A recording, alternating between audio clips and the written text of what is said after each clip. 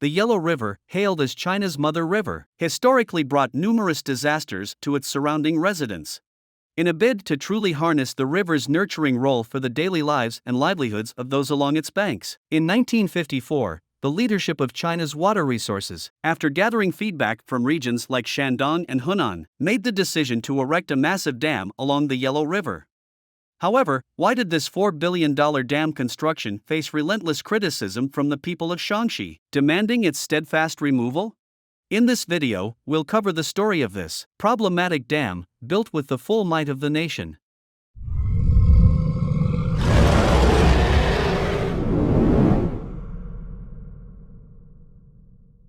The Yellow River, one of China's vital waterways, has long been praised as the Mother River, yet it remains a scar in the hearts of its people. Throughout history, the river's frequent course changes have brought unbearable hardships to those along its banks. The rushing waters, laden with endless silt from upstream, navigate a series of dangers, notably three gorges, before slowing down and depositing sediment, causing the riverbed downstream to steadily rise. In ancient times, the prevalent approach to prevent the rampant flooding of the Yellow River was continuous damming and raising of flood defenses. However, with time, these defenses proved inadequate against the colossal force of the river, resulting in breaches. The shifting course of the Yellow River is chronicled in historical records, with the riverside populace bearing the brunt of its woes. The recurring floods stem from local geography and seasonal monsoons, with areas like Three Gorges and Huayuankou facing the most severe and frequent inundations. Post the founding of the People's Republic of China, the thawing of upstream waters while downstream remained frozen led to spring floods. Annual interventions, utilizing explosives and various methods, were necessary to break the ice cover on the river's surface.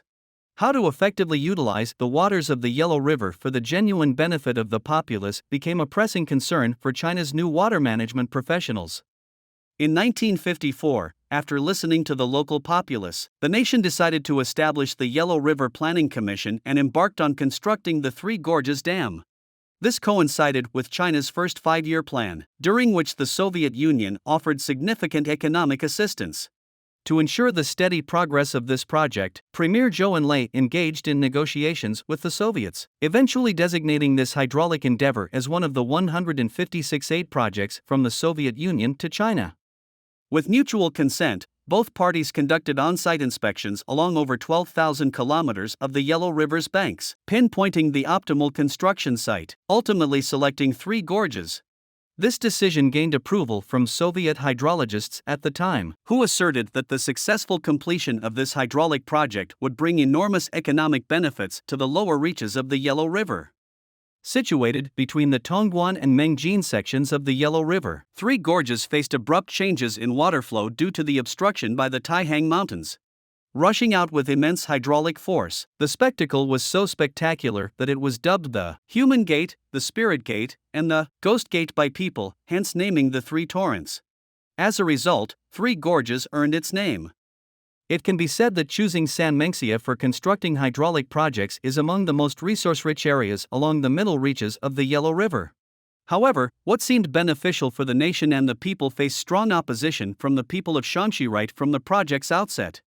Even a year into construction, the protests persisted, with some advocating for its destruction. The vehement opposition stemmed from the fact that, while constructing Shaanxi was advantageous for Henan, Hebei, and Shandong downstream, it brought about earth-shattering changes in production and livelihoods for the people of upstream Shaanxi. Though the Shaanxi project was a significant decision by the central government, reflecting the determination and courage to address Yellow River disasters, its construction faced considerable challenges.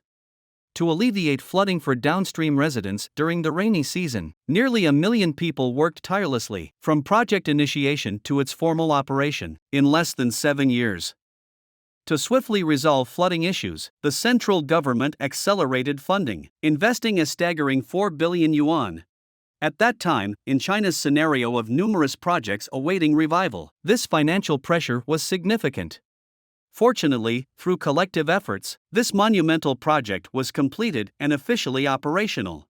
During construction, internal hydrology experts unanimously agreed, but shortly after the commencement, Professor Huang Wanli from Tsinghua University voiced dissent. As one of the first hydraulic engineering experts in the new China, his opinion should have garnered attention. However, due to the Soviet hydrology experts primarily responsible for the project rushing against time and having future tasks like the Volga River's hydraulic project awaiting them after completing Sanmenxia, China provided the perfect practice ground. With substantial initial investment, abandoning the project was simply unrealistic. Under these circumstances, Professor Huang's doubts went unanswered and were eventually overlooked. The subsequent problems revealed after Sanmenxia's operation reminded people of Professor Huang Wanli's warnings. Regrettably, these concerns remain unresolved to this day. As per the opinions of Huang Wanli and several other hydraulic engineering experts, despite Sanmenxia being the richest area in water resources upstream of the Yellow River, it's also the section most severely affected by silt accumulation. Constructing hydraulic projects here without proper silt management would lead to extensive sediment buildup, causing riverbed elevation and imminent dam breaches. The entire river basin would bear the consequences of this project's failure. Huang Wanli's concerns were not baseless. This inference was confirmed within the first year after the dam's completion. Sanmenxia's reservoir quickly began filling, and the following year, it officially began operating. Yet, in less than a year, a substantial amount of silt deposited in the Wei River basin, causing the riverbed to rise, significantly impacting the fertile plains of the Wei River. Farmlands were submerged, and due to the sediment deposits hindering water drainage, severe soil salinization occurred, leading to crop failures and jeopardizing people's livelihoods, even threatening the ancient capital of the Six Dynasties, Xi'an. Faced with this situation, the people of Shaanxi refused to stay silent. Years of continuous appeals and multiple representations to the central government finally prompted some action the following year.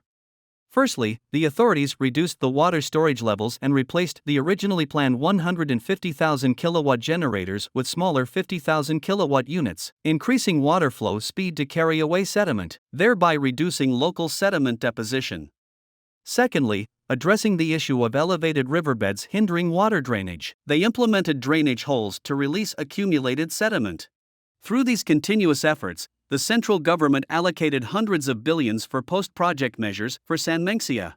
However, this was just the beginning.